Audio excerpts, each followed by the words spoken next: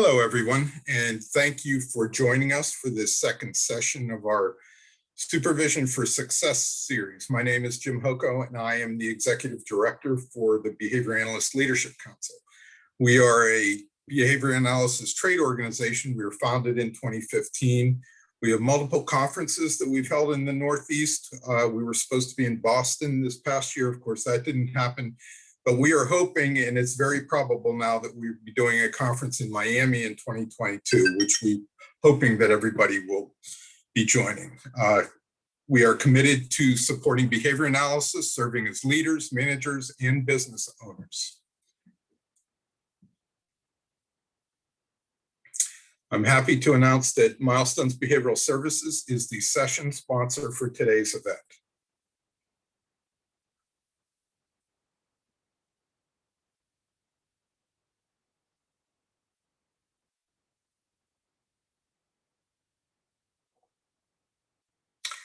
Please note that this live presentation will be recorded and available for viewing at a later time. To enable viewers of the recorded version to collect continuing education units, the speakers or moderator will be inserting what we call participation words at a few points during the presentation. Those viewing the recording will need to submit the participation words for verification of participation in order to acquire the CEUs. Submission of the participation words are required for earning CEUs for only the recorded version of this webinar. So if you're watching it today on March 18th, 2021, you do not need to submit the participation words, and we will be emailing your CEU certificates. By the way, we will also be emailing CEU certificates for our first session sometime within the next week or two.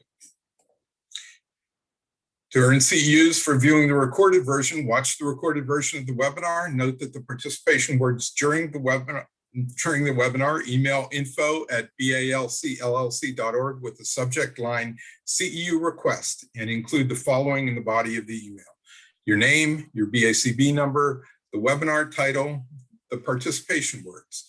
You will then receive a reply by email with further directions on how to collect the CEUs.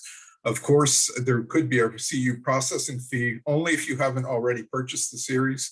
Please note that the date on the email will be the date of the CEU certificate. Okay, it's time to introduce our speaker today.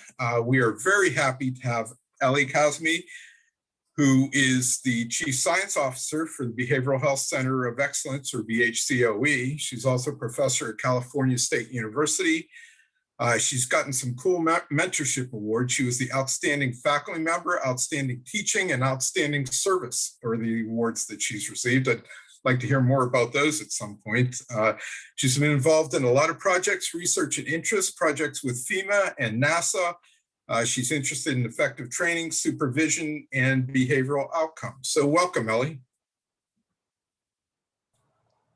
Thank you, James. Thank you and the BALC committee for having me. I loved being out there and visiting with you and everyone else. And this is an honor to be back to talk about conflict and conflict management. This is a topic that's become very near and dear to my heart, and I'm happy to talk with all of you about it. Let me go ahead and see if I can share my screen and get us going here. Conflict resolution skills for behavior analysts. It's about time. When you see or hear the word conflict, what is the first thing you think of? I would love to know that. If you can please go ahead, either go to pollev.com, Ellie Kazemi, or text message Ellie Kazemi to 37607. We can go ahead and see those results.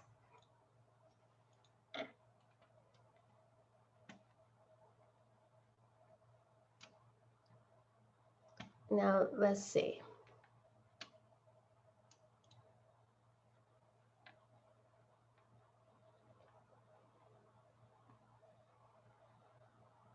I think you're all able to see my screen here with me activating it. I don't see any responses quite yet. So I'm going to go ahead and give it a few more seconds to see if this is going to work using this platform. Okay, some are showing up. Here we go. 2, disagreement. Ellie, just to note, there might be a little bit of delay on responses because of the system that we're using. Could be 20 seconds. I appreciate you letting me know that. I was getting a little nervous there, James. Thank you. All right, anxiety, disagreement. These are very much what I've seen actually when I've done this workshop before. Uncomfortable, for sure. Emotional, arguing. Lots of different emotive responses here. And I would definitely say that this is very much in line with what I've seen when I've asked this question before. I love these word maps because then you can see uncomfortable is definitely appearing more and more. Difficult and anger are as well. Go ahead and stop this because I have a quite ambitious agenda at this point. Thank you for participating. But as you can see, there's lots of responses here that indicate that the word conflict pretty quickly sets the occasion for some emotional responses. If we just look at a dictionary, Merriam-Webster, we can see that conflict is defined as a fight or a battle or a war. I think I saw fight actually in the word map there. It is opposing action of what we would consider incompatibles. And some of the other things that are mentioned are that there is divergence of ideas or interests or persons. And this part I'm going to bring back in when we talk about conflict and conflict resolution in the workplace today. And then, of course, there are the other things that we need to consider, which are individuals' values, opposing needs, drives, demands. All of these are absolutely things that individuals consider as a part of conflict. To begin, I need to bust some myths, and these may not be myths you believe today, but I do think that there are some myths about conflict. Let me share some that I know of with you.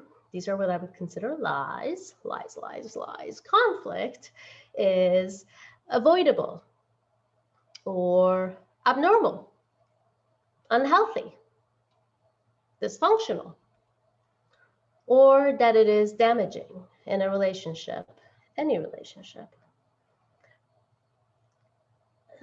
The fact actually here is that conflict is inevitable. If you're in a healthy relationship, it's a normal part of any relationship. And it offers opportunities for growth. In fact, lack of conflict or complete absence of it is a red flag. It typically signals that there is an imbalance of power or that there is a domineering leader in place, or that individuals feel helpless, so they are not asserting or bringing in their conversations or values, or that they have gotten used to routine avoidance. None of these are helpful in growing the relationship. And so I would actually argue that a healthy relationship has conflict. Now, you would think, since we face conflict in almost all of our relationships, at least healthy ones, most of us would know how to manage or resolve conflict. This is also a myth. I would love for you to respond via chat. I have some engagements here today. I was hoping to use the poll, but I'm going to actually just have you put your answers in the chat and engage. I'm wondering, when you are in conflict with someone, do you find yourself avoiding the topic or the person? Do you find yourself escaping, approaching right away, trying to be understood, approaching to understand the other person's perspective, or other? I'm going to give it a few seconds for you to respond to that. And then I would love for James to tell me what he sees as the common answers.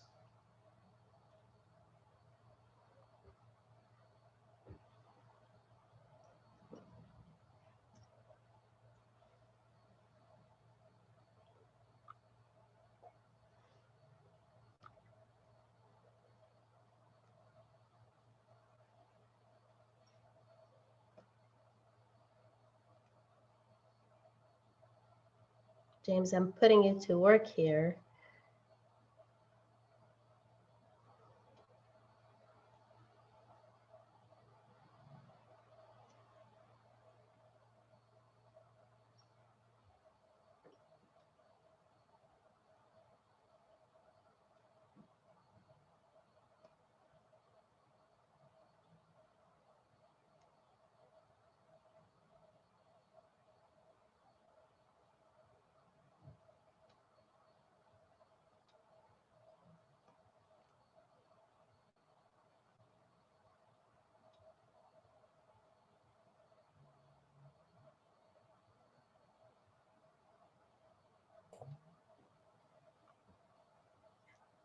Are we having a technical issue, Ellen?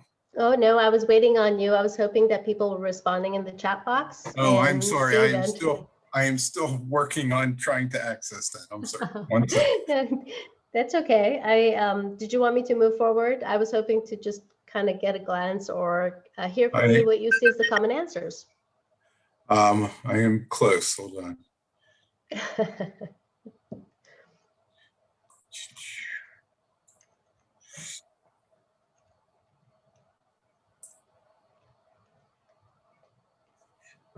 I think we probably should move on for a second until I get that working.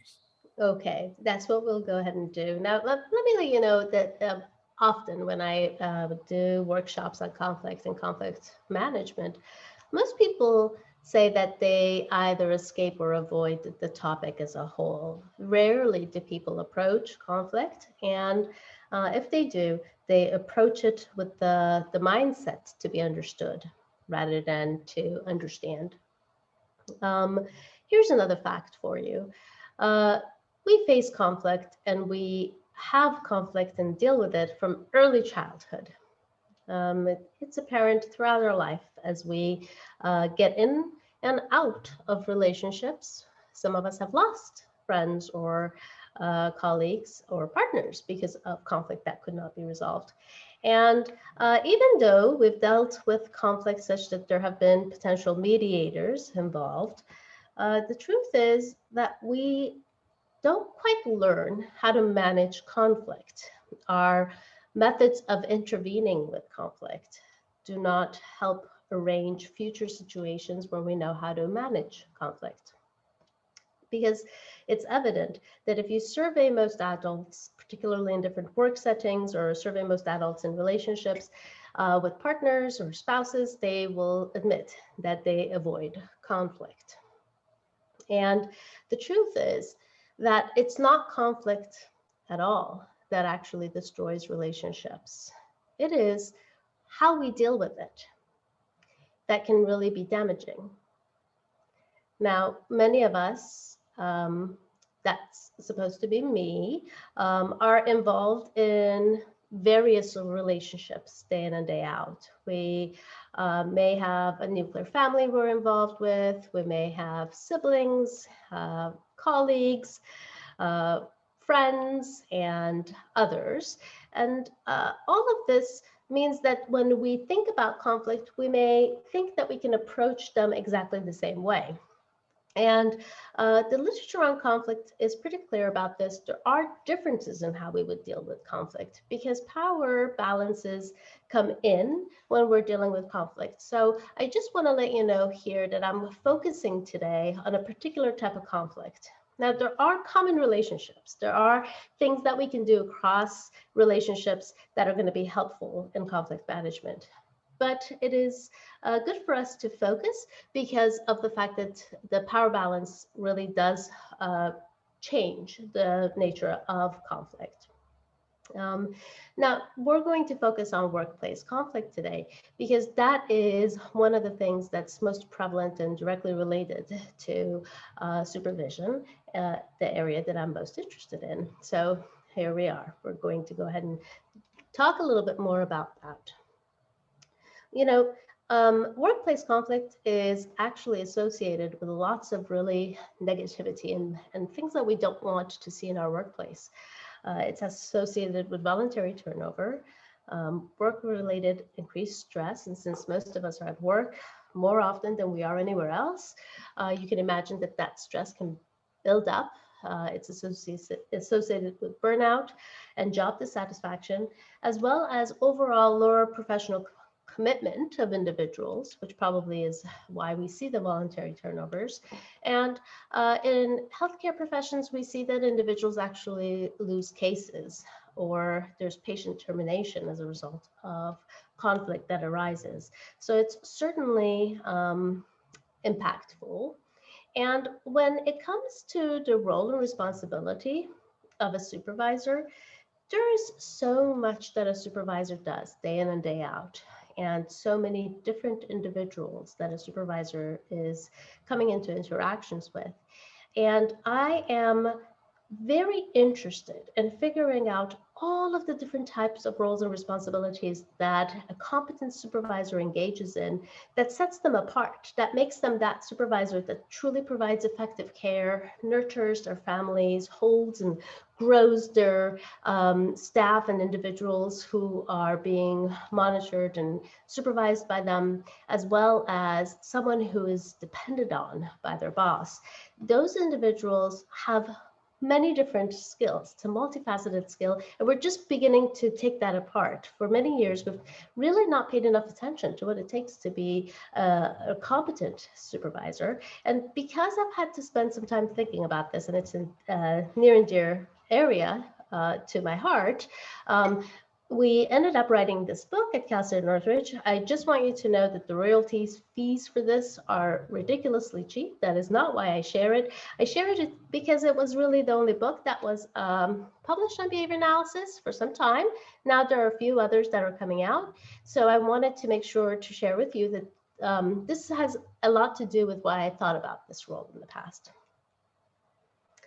Now, one of the things that we know supervisors engage in is putting out fires when fires come up.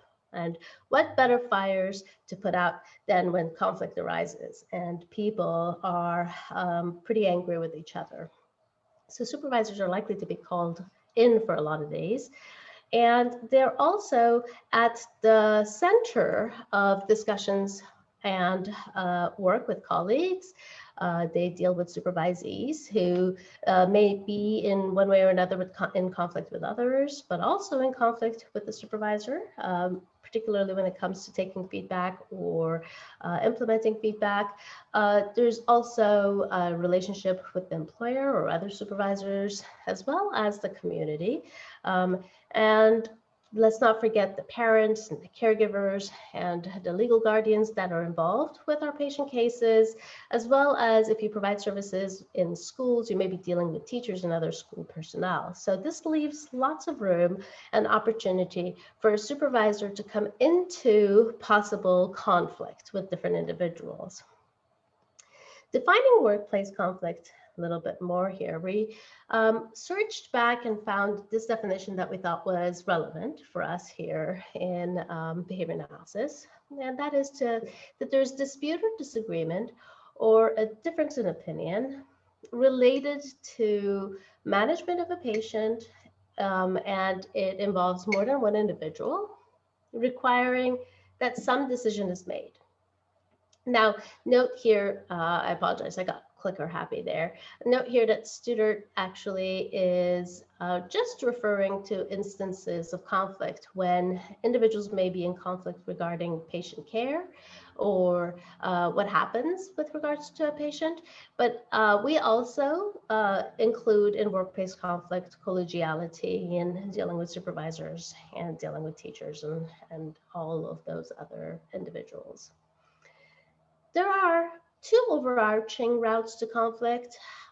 Usually it occurs in this way. Some event occurs, something happens. There are differences in opinion. The differences may come in what happened or how to deal with it. And these differences then result in the crux of the conflict.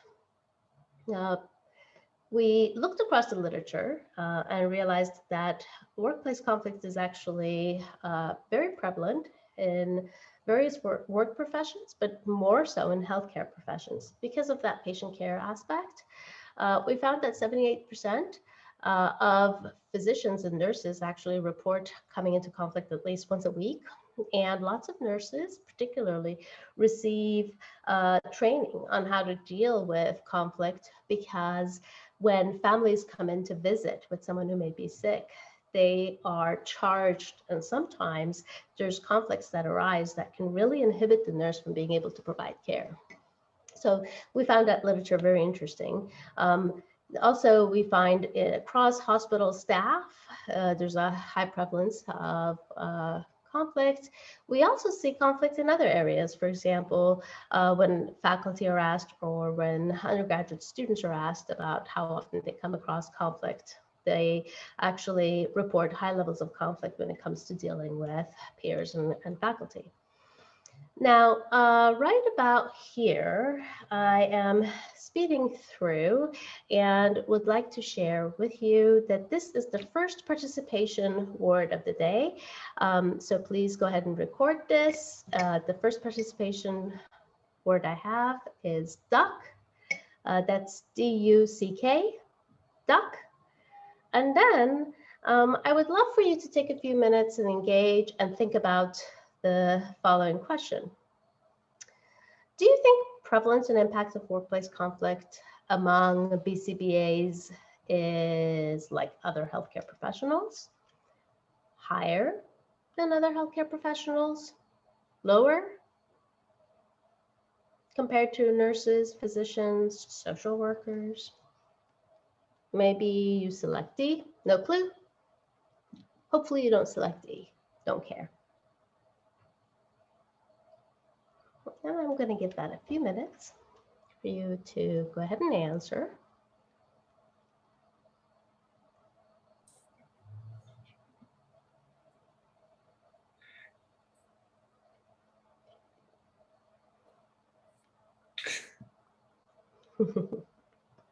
It's okay, James. I'm going to. No, I'm here. I didn't hear the questions. Oh, there's the A, B, C, and D. Okay, we have a B, an A, a C, 2 and 3 more B's. Okay, so mostly B's, then it looks like. Okay, that sounds. Just got a D, an A, and a C, and some more A. Okay, all right, okay. So we're seeing diversity in answers. That's Ellie, a I good just thing. want you to know that I have this down now. So next time there shouldn't be any latency in responding, all right? I apologize. I love it. Please don't apologize. I'm putting you to work without notifying you ahead. So I deeply appreciate it. I have a comment.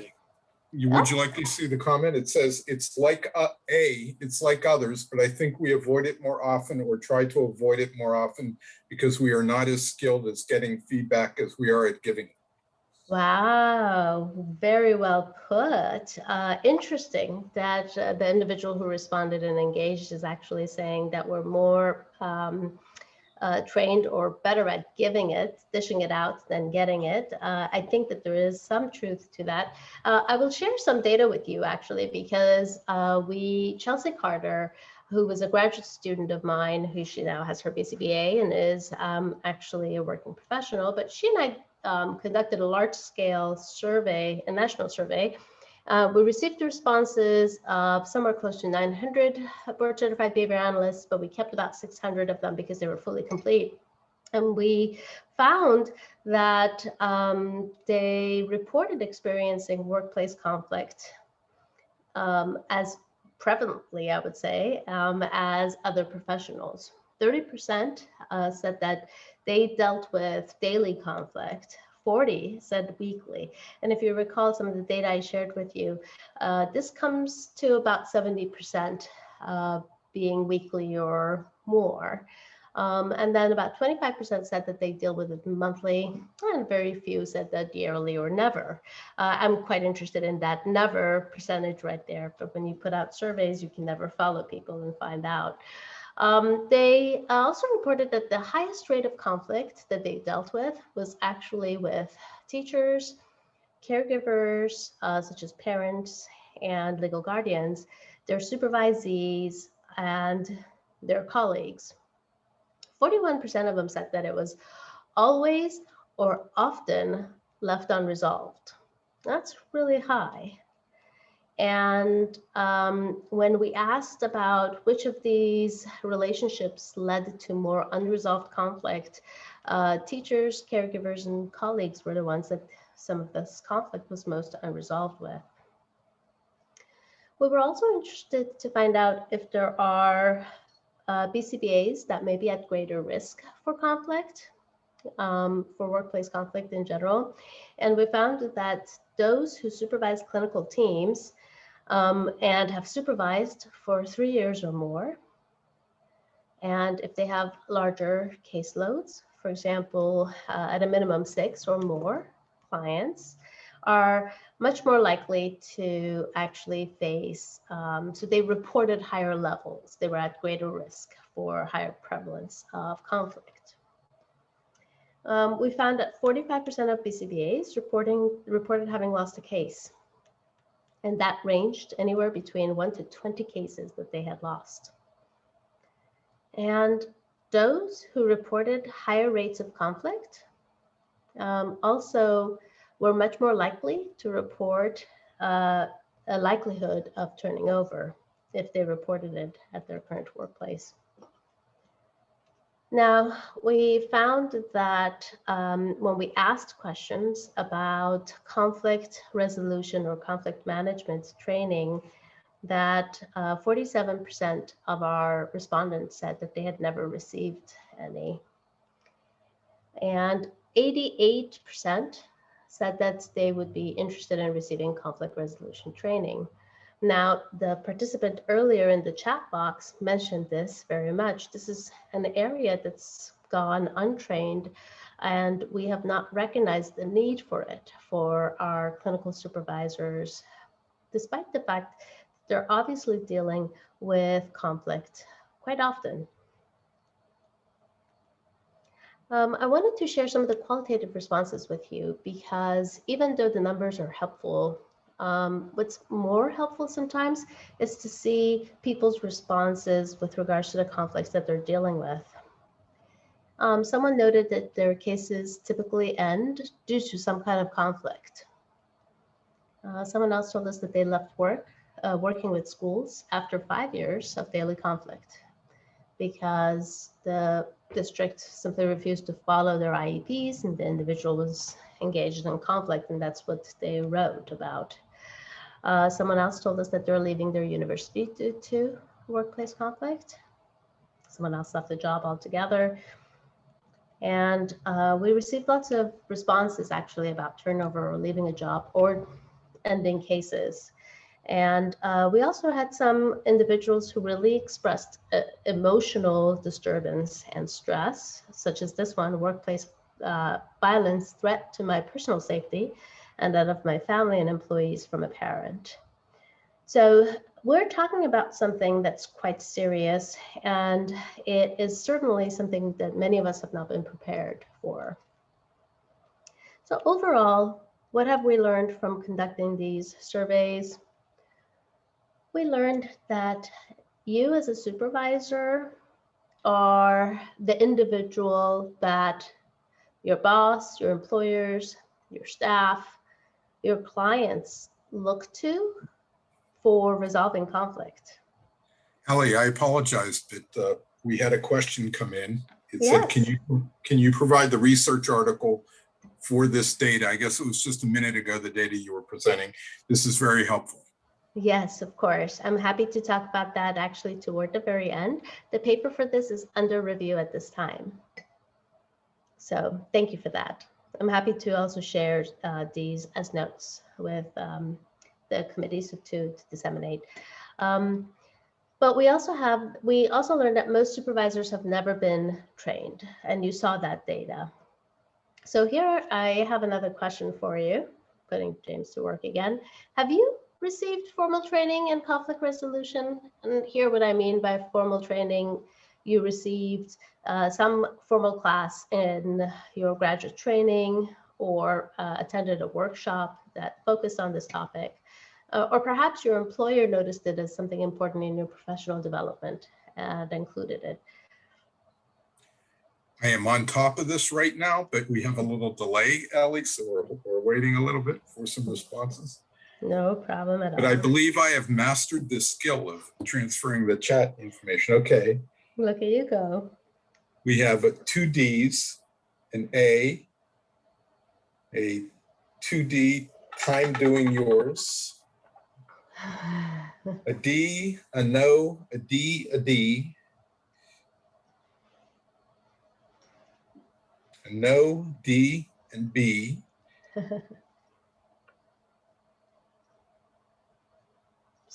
So A it looks very like brief training that through work, but nothing too formal. My graduate training had a workshop that included this as one unit. interesting. Part of the 8-hour supervision. Yes, your company provides monthly professional development. Yes, during my undergraduate training in social work. Yes, sought out workshops, not as a BCBA in the coursework for psychology. Interesting. That's actually very, very common. We hear individuals who were trained in a different behavioral health profession, such as social work, those in clinical psychology, are likely to have received this training, likely because those professions have been around for longer and have recognized the need for it for clinicians. So we actually had those very responses in the survey we conducted because a good portion of BCBAs are duly credentialed. So I want to talk with you a little bit about conflict and conflict resolution. We have, some time together today. This will not be enough time to take you through the entirety of a conflict resolution workshop, and I'll explain portions of it and why not. But I certainly want to tackle as much of it as I can with you today. The first thing I want to share with you, and this is probably to no surprise at all, but that we're definitely not helping anyone if we avoid conflict. Now, James, I see my chat box blowing up over there, and I don't know if you'd like for me to check it out. Maybe bring it to the side. No, that's okay, Ellie. It's just a few comments about our procedure here, but we're doing great. Perfect. Excellent. So we know we're not helping anyone if we avoid conflict, and that's probably no news, but it is common and the most likely response to conflict. So this was of much interest to me when I started to think about how to help supervisors gain all of the skills they need to become competent in what they do and feel confident as supervisors. And I was lucky to have Chelsea Carter, who was a student of mine, and she decided that she would take this on as her thesis study when she was working with me. And we knew that we are not dealing with an area that we can just go in and say, there's nothing out there, behavior analysts are not doing it, let's go ahead and do this for the first time. We needed to read, digest, and understand the literature and see what we could borrow or completely learn from areas outside of behavior analysis. So we spent some time looking at prevalence and impact of conflict. We read books on models of conflict resolution and had several actually meetings with colleagues in the Department of Communication and Special Education, because they have formal coursework actually in conflict resolution. And we landed on the most rich literature actually was in human resources, because they offered antecedent interventions as well as consequent-based interventions. So they provided laws and policies. And so we definitely decided that this was going to have to be a collaborative approach, learn from others who've been doing this, and asked ourselves, is there something we could add to this? Now, in many organizations, what happens is that when conflict arises, particularly between staff members or between supervisors or between families and supervisors, human resources may become involved if there's a human resource department. And I absolutely think that they have a role and continue to have a role. So I'm not suggesting that we take over that role. I'm suggesting that we learn how to deal with conflict as clinicians for betterment of our treatment effects. And also, I think that human resources have a particular role in most agencies, and that's to implement laws and company policies and to carry out some of these as to be able to protect the organization. They resolve disputes in the best interest of the company and the employees, typically, because that's what they're really hired to do, is to protect the organization. And it's not uncommon for them to have clear procedures and terminate employees based on a violation of some kind of a policy. And they also provide policies and training in this area, but I would argue that it's different from what we would do as behavior analysts and what we need as clinicians. I think they have a role and it's very different. I consider the need for human resources to be to protect our buttholes there. And we looked very much at this literature to determine, what are some of the things we can learn and what are some of the ways that we can use this literature. We did find some interesting things. Some of this actually came from social work and clinical psychology. There's lots of books and CDs and material on the different types of people that you might have conflict with, typically called difficult people. There is, memes and books and podcasts on how to deal with difficult people or difficult clients. Here's one that we thought was quite clever. Do you recognize any of these people? The know-it-all, and then there's some description about them. The passives, the person who is never offering ideas or letting you know where they stand. And then there's the dictators. So essentially using a sense of personality and the different types of personalities you may see to describe the type of conflict you might have with different types of individuals. And this was common as to what we found in the literature. Again, here's another one, difficult people, that had, a more international perspective of this issue. Now, I know it's a little bit early, but I do actually want to let you know that this is our second secret word for the day for participation. So if you're doing this not live with us today, the word that you would want to keep is sloth. S-L-O-T-H, and then QT. All right, so we decided, Chelsea and I, after learning much about this literature, that looking at this compilation of the different types of personality was quite helpful. It has its place. It tells us a little bit about the types of behaviors we may come across of, as well as the types of clusters of response classes we might see. So we were able to really look at this literature and take a behavioral lens and say, how can we use this information that comes clearly from the personality literature? And we decided also, instead of the type of training that we were seeing, to take a different approach, and that is to start to think about action and how we can put our clinicians to some action. Again, much of this is us just taking a behavioral perspective and learning from the literature and from what already exists. But here are some things that I can share with you before going deep into some of the discussions. And that is that when you face potential conflict, the one thing everybody agrees about is that you need to take the time to think and reflect and to approach. Dodging or avoiding it will not help anything.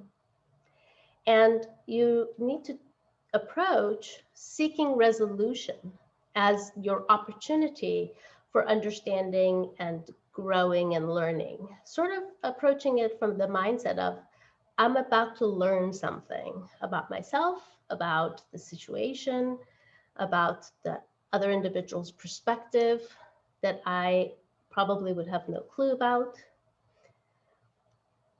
And you may be thinking to yourself, do what, Ellie? What do you want me to do? That's very counterintuitive. Here are some aversives, and you want me to do what? And I would say, yep, go right into the fire. Now, don't run into it. I would say lean into the discomfort. And what you want to do is to sort of begin to take steps toward approaching conflict. And the more you do that, the more hopefully you will access reinforcers for developing relationships that may have otherwise not been resolved, may not have gained resolution. And the more that you can lean into that discomfort, the more you will find you will grow in both the conflict management skills that you are kind of accruing over time as a clinician, but also in understanding and developing a relationship with the individual with whom you had conflict. Now, often in conflict, there is, what you want, what you believe occurred, what you believe is the facts, and what the other individual wants, and what they believe as facts, and what they believe occurred. And you now are in a position to have to find compromise. So definitely you have to approach with the mindset that what you believe as facts, what you want, how you understand things is about to change. And some of that may remain. You will find common values, but you have to approach with the mindset that you have to let go of what you believe to be true, what you believed you have seen with your own eyes, your count of events, and accept that two people can be in the same situation, in the same exact moment, and completely view the situation differently. So you have to walk in with that mindset that you're about to change. You can't walk in with the mindset that I'm going to approach this and it's going to go my way. I'm going to be understood.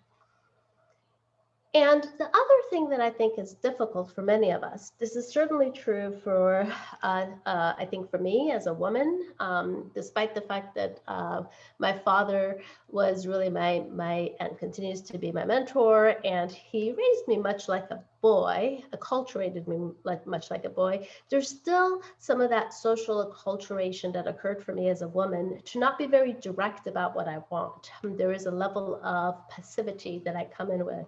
But that does not help conflict. And it actually doesn't help us in general. I would argue that, we need to be very clear about our wants. And it's a skill that many of us need to learn and perhaps undo a whole social acculturation there. But we need to walk into conflict knowing, here's what I want. And I'm going to be transparent about what I want, as clear as I can be. Now, you don't approach the conflict with that in mind. You approach the conflict knowing what you want so that you can now come to a compromise or a common value or a place with that. And then the other thing is that you really have to seek to, I don't know why my cursor is doing that, but seek to understand, seek to be heard is very different. You have to approach with, I need to understand what's happening. I'm going to take a step back and say, I'm clearly in a position to have to learn and not be in a position where you walk in and say, I want to be understood. Those are situations where conflict can actually rise and may not lead to resolution. So avoidance of conflict is the first thing many of us do. And there, no one knows what's occurring and whose perspective is right. Everyone kind of leaves those situations with their own perspectives. The other typically is that people who approach conflict just kind of come in to state what they want. They want to be heard. And it's important that you take time to actually seek to learn rather than seek to be understood. And then here's another one that I think is hard for most of us. We have to be willing to admit that we've made mistakes, that we're wrong. That which we've completely believed as facts may have been jaded or jarred by our own histories, that we may have the wrong information at hand, or that we may have judged and assumed. That we have to walk in, be willing to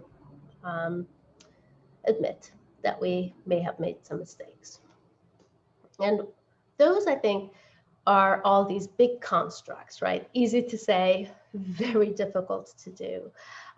So obviously, these are, these types of things that are mentioned in trainings for me as a behavior analyst need to now be actualized.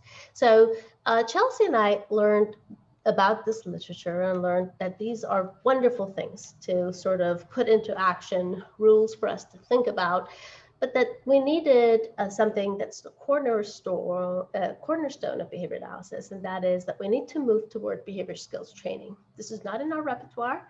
This is not easy for any of us to do. So we definitely need to move into a place where we can be in the form of what will this look like and receive feedback. And so we decided to do that and realized that, conflict management can get quite complicated. There's lots of different decisions to make. And we had wonderful meetings with individuals where we learned that essentially they break up conflict management in their coursework and sort of take people through all these different skills the individual needs to learn.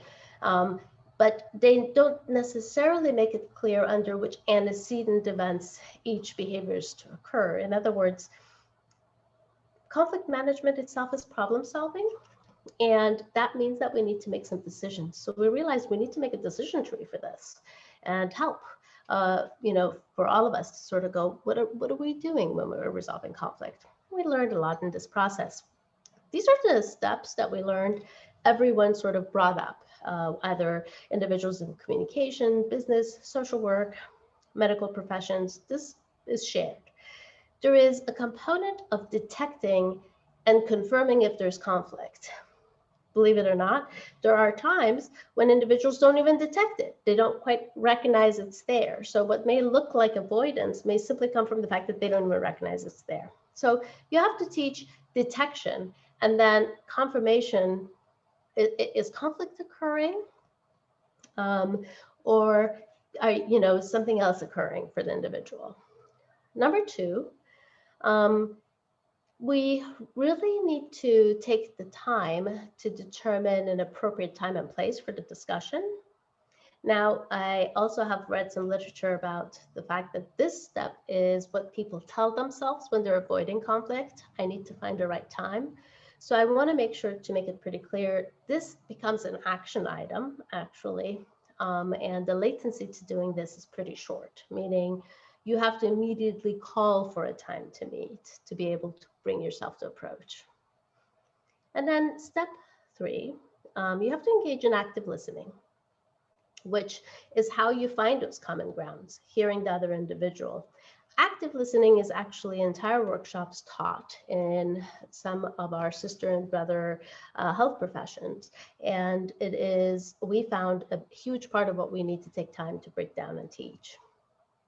And then you need to collaborate on developing some solutions together and create an action plan. What will we do? Implement it, and then follow up. Sometimes the very things you tackle were not really the source of the issue at hand. You've tackled some of the more superficial things. Great, you've made commitments, you've moved toward better relationship.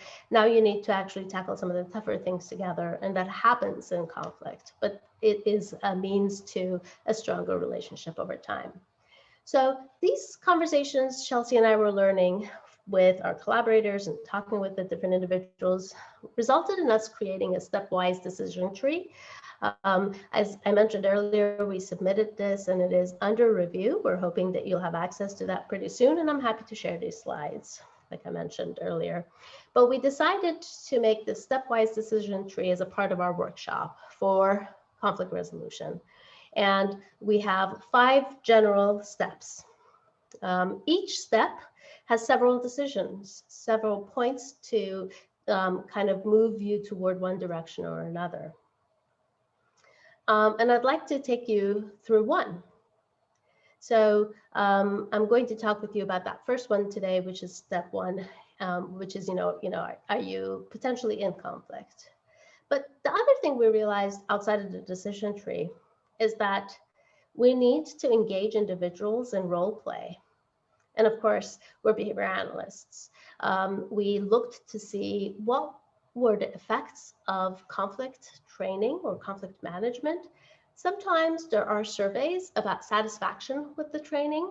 We found some of those, but there's actually nothing that we found that provides evidence that when you teach people conflict resolution, particularly in these large lecture halls, when you speak about the different types of individuals you may engage in conflict, there's really no competency-based assessment or evidence that people can now leave that training and actually engage in conflict management skills.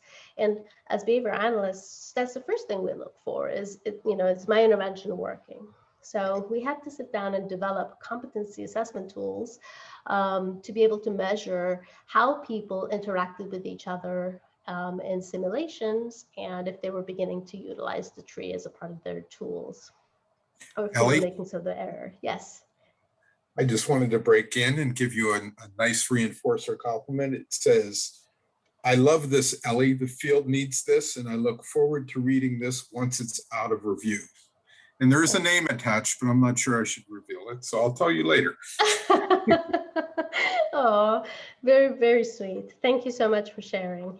I have some wonderful colleagues that I can maybe think who it is. That's super cool. Thank you for sharing that, James. So these are some of the things that we decided we needed to put this together, and we rolled this out. We have worked with several different groups in doing these workshops. And of course, as it usually occurs, I teach at Cal State Northridge. My master's degree students obtain their master's degrees, sit for the BCBA examination, and then they become busy 50, 60 hours a week. They typically rise to positions of leadership and training, which makes me quite excited, but then they don't have time to carry some of these projects forward. So Chelsea and I wanted to collect some data on the effectiveness of these trainings. We received some pilot data, but we don't actually have data that we can share on the effectiveness of the training quite yet. So I'm still working on this as we speak. So step one was to confirm if there's potential conflict. And the question that we're taught to ask ourselves is this clearly my bad? Because there are times where you can totally say, oh, I goofed. And if it is, then the first thing you need to do is to apologize profusely and remedy. Now, I have to share this with you. When we started this project, Chelsea and I, we thought that the steps that were going to take us the longest to teach were going to be the middle of the tree where we talk about active listening. And we're just going to simply tell people if it's your bad, apologize. If not, go ahead and ask yourself these other questions. And then when we rolled out the workshop, we realized we needed to work on how people apologize. Now, that may not be a surprise for you, but it was for us. So we took a step back again and went back into the literature to make sure we learned about sincere apologies and to embed it in our workshop. So I want to ask you this. The apologies you've heard in the past, did they include words such as, I'm sorry, but here's my justification or explanation for what happened? Or perhaps the person said, hey, I'm sorry, but did not say much more. Or they may have said, I'm sorry, but they really did not provide you with anything regarding prevention or fixing it. All of the above, none of the above. I am on the job, but we are waiting for responses. Great. I'll take a few seconds here to drink. I can tell you that I have gotten feedback for using those words. Those exact things in number A. I'm sorry, but. Okay, our first answer is D. D, D, A, D.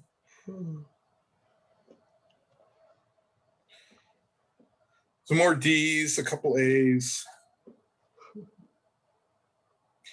You know, the other thing challenging I found out about this system we're using is we have 140 some people, and I have a 30 question limit before I have to start deleting them to get new ones in. My favorite is, I'm sorry you think that. A B, mostly D's.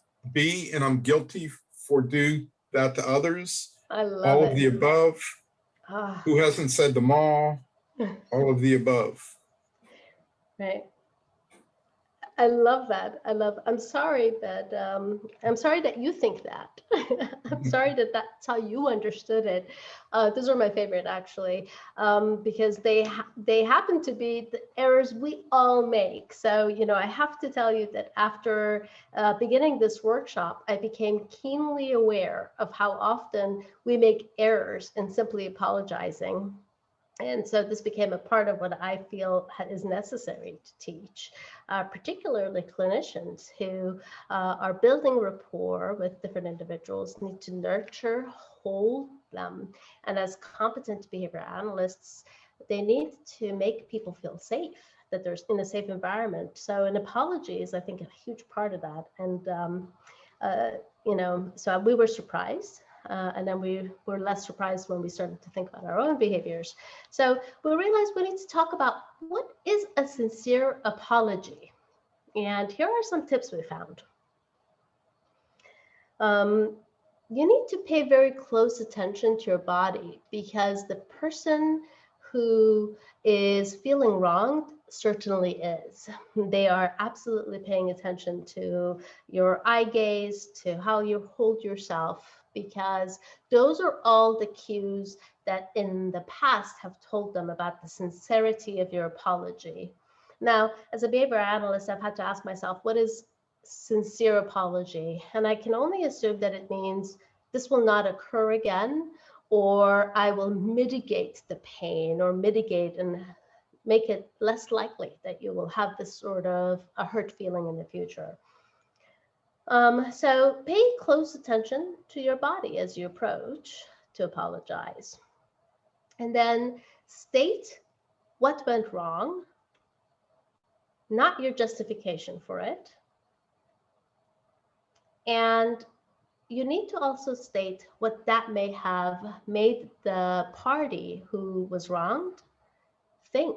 So you're engaging in something that may feel a little uncomfortable, which is assuming or inferring what the impact of your behavior may have been for the other individual, and how that may have actually made the party wronged feel. So there is the impact of it, and then there's the feeling of it, and how you hope to fix it. And what will you do to prevent it? Now, sounds easy, maybe not, but these are actually the steps that always appear in a sincere apology. I had a friend who was an excellent clinician, and the way he put it, I feel really helped me understand these steps in a different way. So I want to share that with you. He said, your job when you have hurt someone else is to attempt to remove some of that pain. So to have any pride about how you will apologize, to have any withholdings can take away from you doing exactly that which you wish to do, which is to remove the impact of whatever you've done to the other individual. So he would say, belly up, go all the way with it. And you know you've got it right. He would say when the other person says, oh, no, it wasn't actually that bad, which is a very different way to think of it. But it really kind of puts this in perspective for me, that when you're apologizing sincerely, the other person has to sort of feel like you mean it. You truly understand the impact of your behavior. So here are the steps. So let's practice together a little bit. This is obviously going to be a different way to do the behavior skills training because I can't see you. So you're going to have to practice with yourself. But let's say this is the scenario that you are a supervisor and you learned that parent is quite angry, feels flustered, and that you are not competent as a supervisor because your staff has been late several times to session. And they feel that this is a reflection of your supervision of your staff and how much you prioritize their child and how you feel about the case as a whole. This can be very difficult because I would say that most supervisors care deeply about their caseloads. Our job's very, very difficult. And it can quickly feel like you're just not appreciated. And for many of us, we can begin to think of the many instances of behavior that we've engaged in that has shown otherwise. You know, just last week, I spent so much more time on your child's treatment plan than I have with other things. We just had some successes together the other day when we went through parent training, and I stuck it out with you.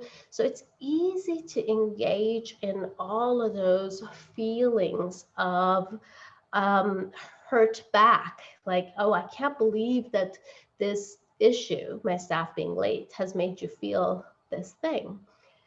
But remember, the first step in conflict resolution is to just ask yourself a simple question.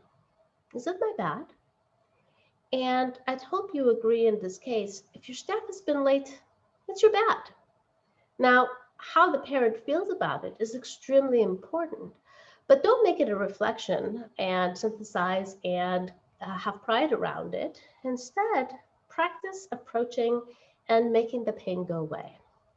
So let's practice. Here are the components I shared with you earlier. I have them right here on this side, which is to ask yourself, you know, and undergo a description of, here's what went wrong. And then to go through and say, what's that made her think?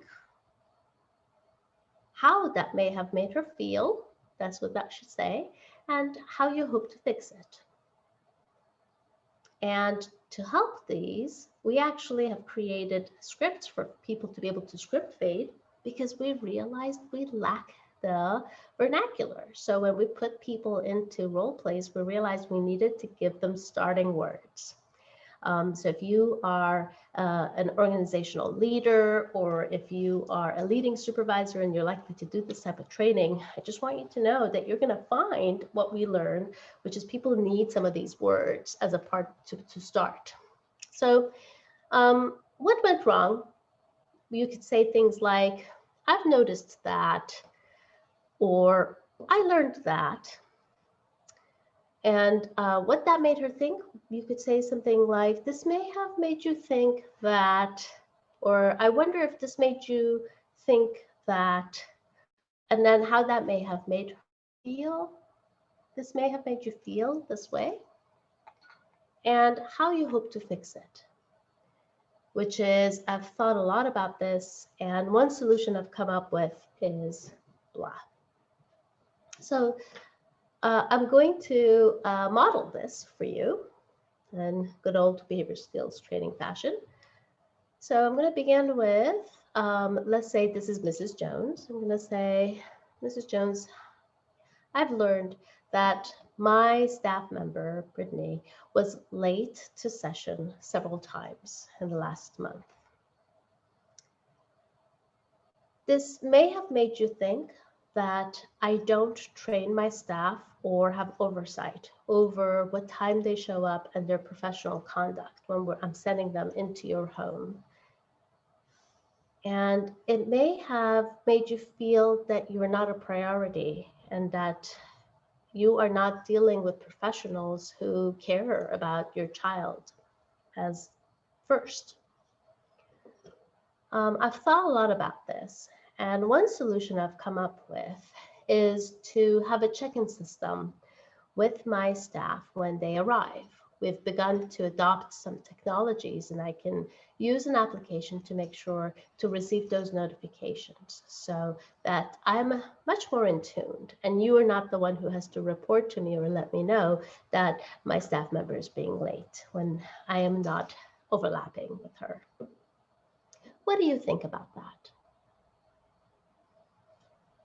And what we found is when we engage in this, we have to provide people with different scenarios. So we have come up with somewhere close to 3 different scenarios for each of these steps that I have been talking with you about. And we have been sort of engaging in that to be able to deal with the fact that the skills don't necessarily generalize. Let me share with you a little bit about some of the barriers we faced when we started to teach people just the simple part, which was the apology part. One of them, as I know, is that people have a time with having the language. So we realized we need to provide some beginning scripts.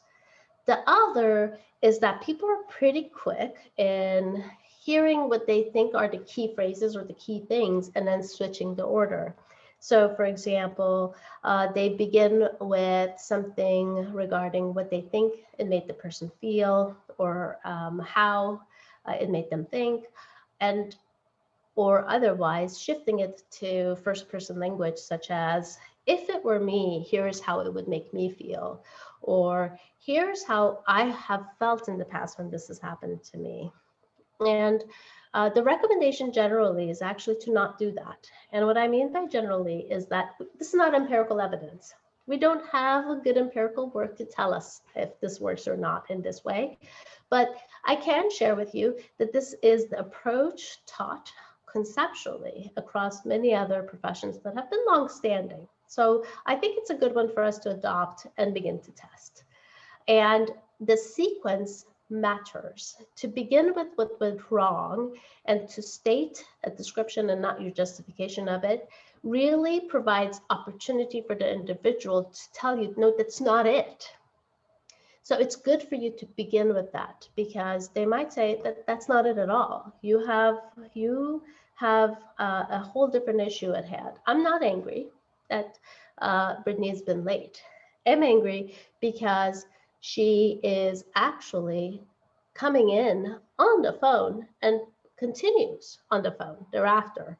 And you're like, oh, okay, so I had it wrong this whole time. And that can happen when you approach to apologize. So it's important that you sort of follow these steps. The other part of this that we realized is that how you hope to fix it means you've thought about it before.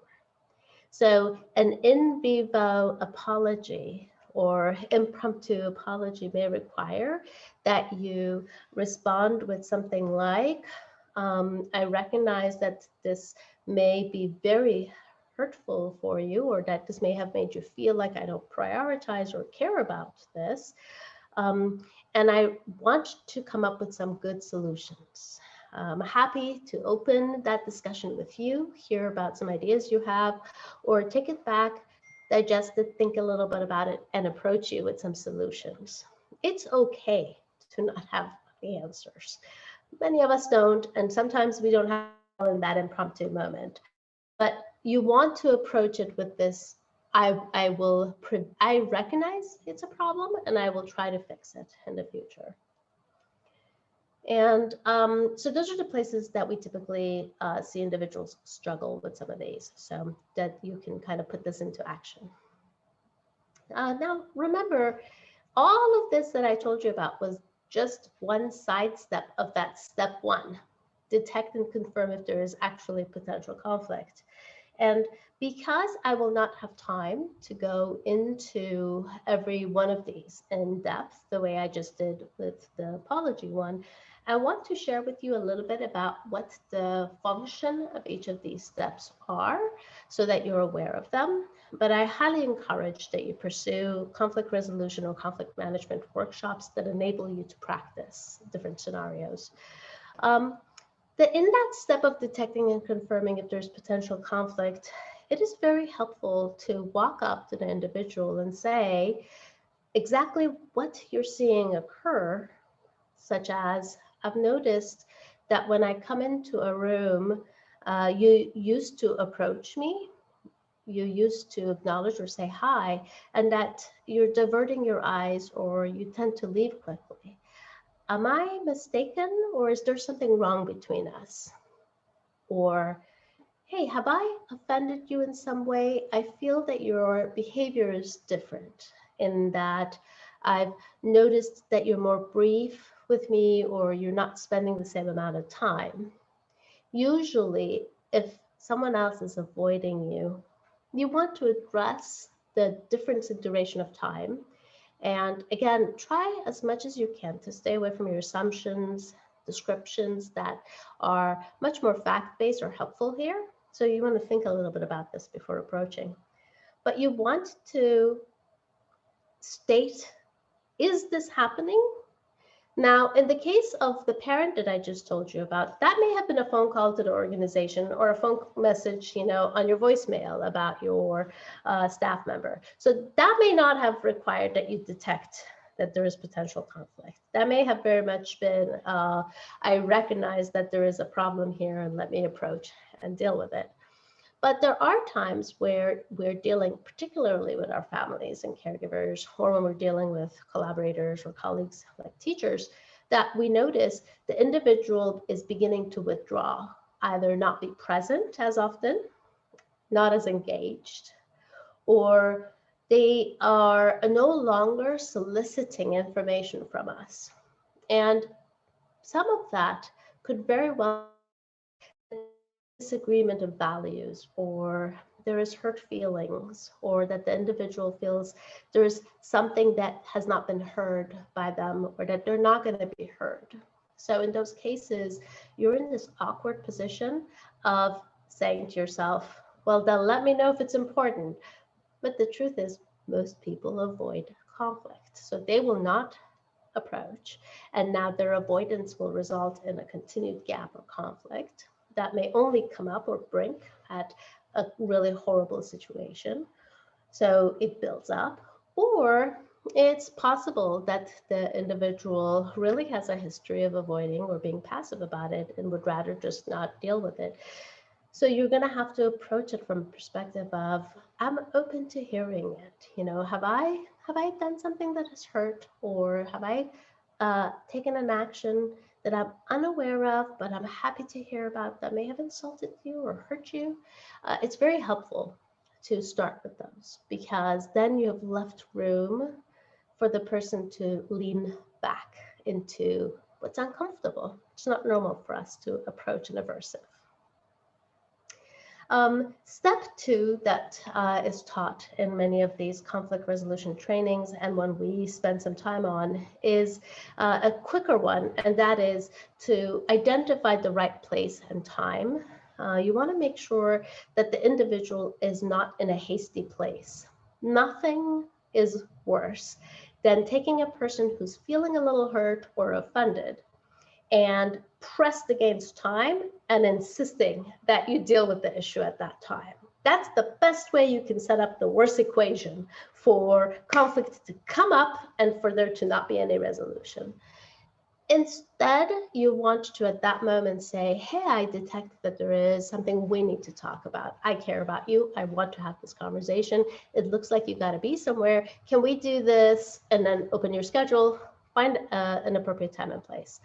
The other thing is, it's super important that we don't approach conflict in a manner that sets the person to be embarrassed.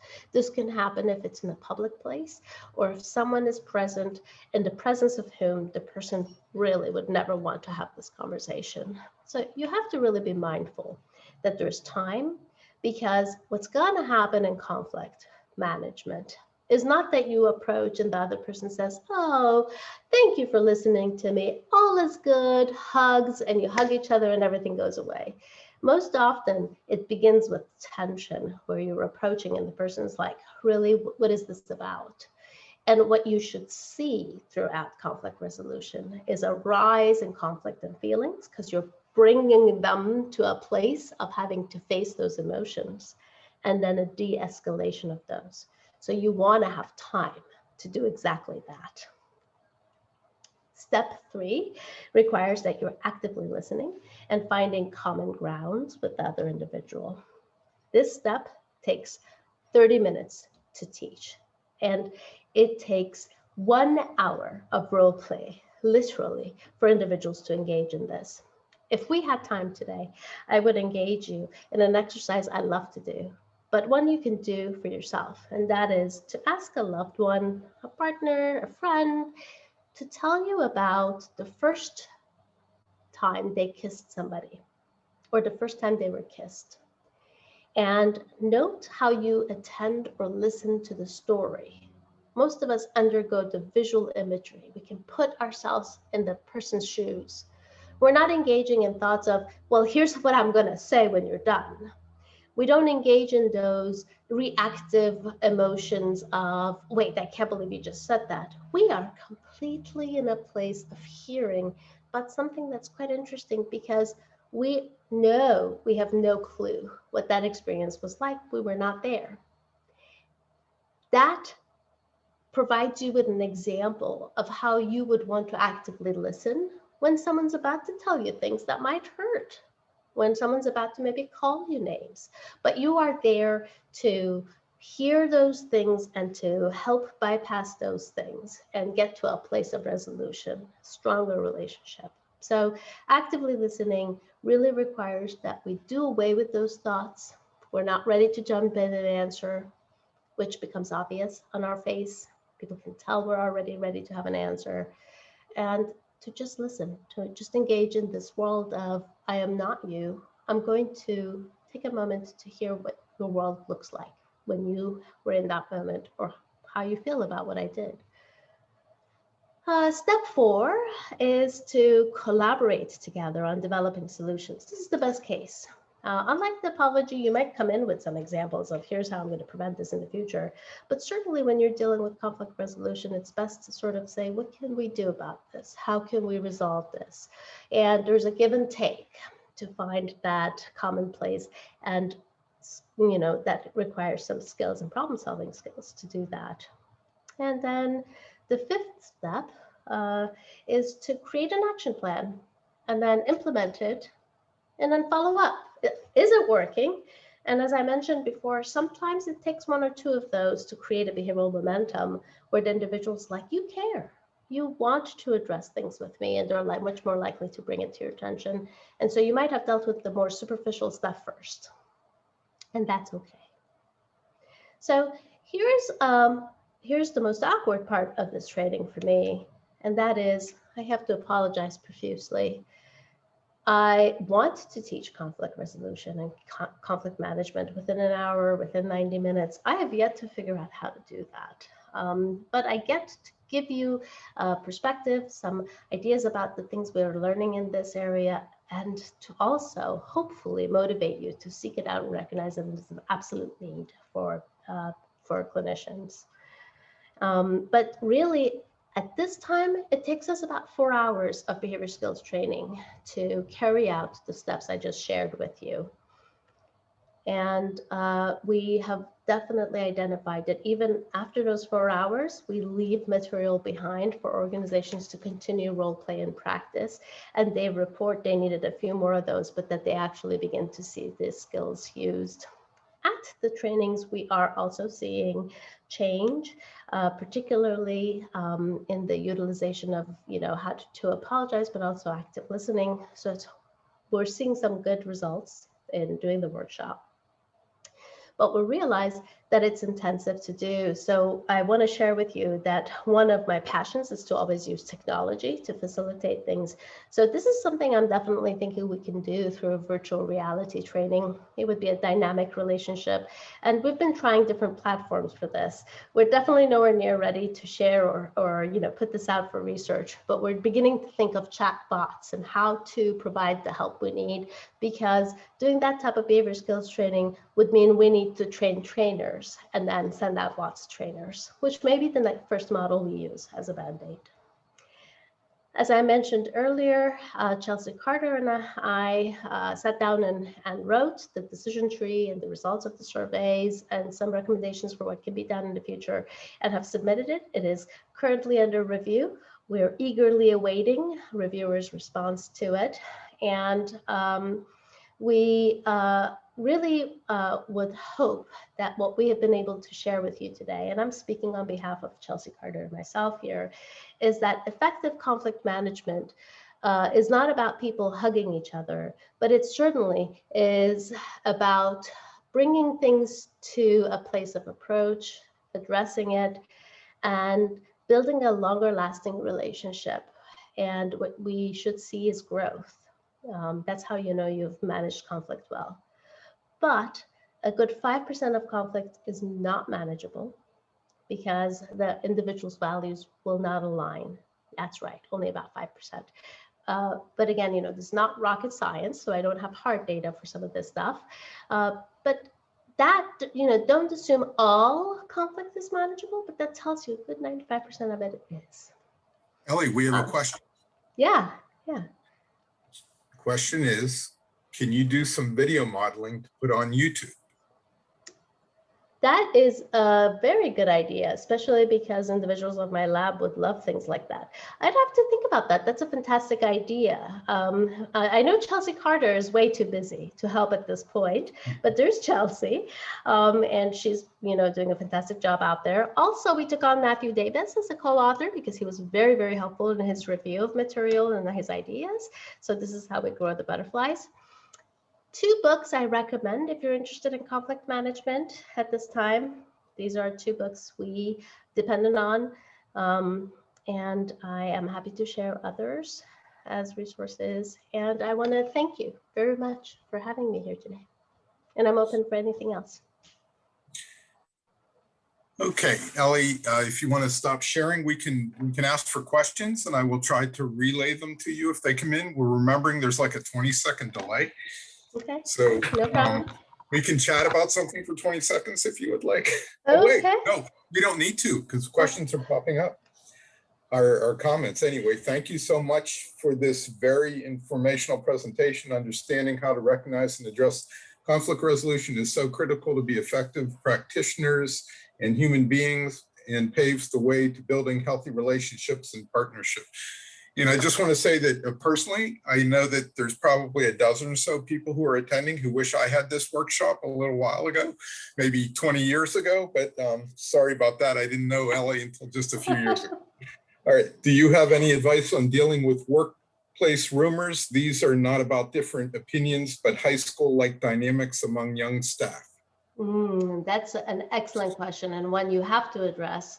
Gossip or rumors can be quite toxic in the work environment. They can result in the individuals who are not within the group really withdrawing, and you might lose great talent. And it may be hard to bring new talent because once that's reinforced, that kind of continues because it's quite reinforcing for the group that engages in it. So I would certainly acknowledge that you have a tough situation at hand. And I would argue that that's not conflict management per se, it is having a difficult conversation.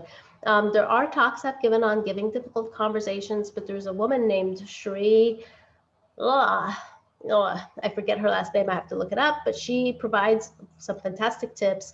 I've stolen many of them in the workshops I give in addressing difficult conversations and talking with people about something like, hey, this is what I'm hearing, this is what's occurring. How can we minimize this? It's toxic. Okay, we had one thank you very much, and this is a last call for questions, but while we're waiting for that other question, I was doing things behind the scenes, so I just want to make sure that you gave the second participation word. I did. Okay, good. We are all set. So last call for the questions here. We just have a couple minutes left. Sorry, I'm looking over at a different screen. Oh no, I only have figured. 2 screens, though. I learned before this that Ellie was working off of 3 screens, so she's more talented. Oh wait, we do have not a question, but should a beautifully posed presentation will definitely be using strategies presented. Okay, I may have misread that. Thank you. Thank you, Ellie, for this wonderful presentation. You always have your finger on the pulse of behavioral practitioners, supervisors, greatest needs, provide practical, proven solutions to help professionals. Okay, this is a very important topic, TY with a bunch of exclamation points. I don't know if that's a code. Thank you. Yes, or thank what, you. But, okay, guys, I'm going to have to close on the questions for right now. I want to say to Ellie, thank you very, very much for this presentation. It was great. I'm sure we're going to get great feedback. And we got great feedback on Michael Conta's first presentation. So all of you out there, please tell your friends that the supervision series is out there. It's going to be available all the way through September, either recorded or you can also attend the live ones. So Fantastic please tell slate. everybody. Yes. Let's see if I can share my final screen. I think I did. So remember, to earn CEUs for viewing the recorded version, you need to email info@balcllc.org with the subject CEU request and include the following in the body of your email: your name, your BACB number, the webinar title, and the participation words. You'll then receive a reply by email with further directions on how to collect the CEUs. And remember, there could be a processing fee if the supervision series wasn't purchased. But please note the date of this email will be the date of the CEU certificate. So thank you all for attending, and we would like you to please still stay safe. I know we're rounding the corner on this, but stay safe and be well. One more time, Ellie, thank you very much. Thank you. Thank you for having me. Bye-bye all.